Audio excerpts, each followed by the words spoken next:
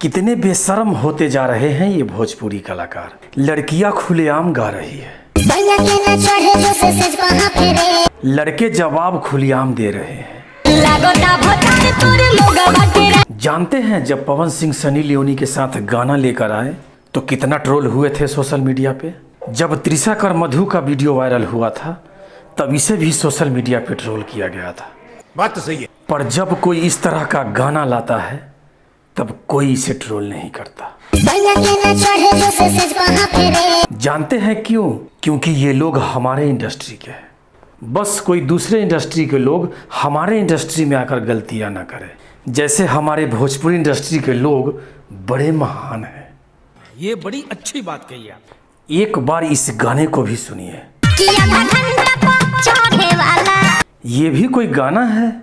जानते हैं हमारी इंडस्ट्री की इज्जत दूसरे इंडस्ट्री के सामने कितनी है? 0। वजह अश्लीलता। हमारे भोजपुरी के 90% गाने गंदे होते हैं। एक ये भाई साहब हैं, दूसरे के वीडियो में 1 से 2 ही बटन खुला होता है, पर हमारे इस भाई साहब के वीडियो में बटन का कोई सिस्टम ही नहीं। हमारे भोजपुरी से अश्लीलता कैसे मिटेगी? जितने भी लोग अश्लीलता मिटाने आए वो खुद अश्लील हो गए।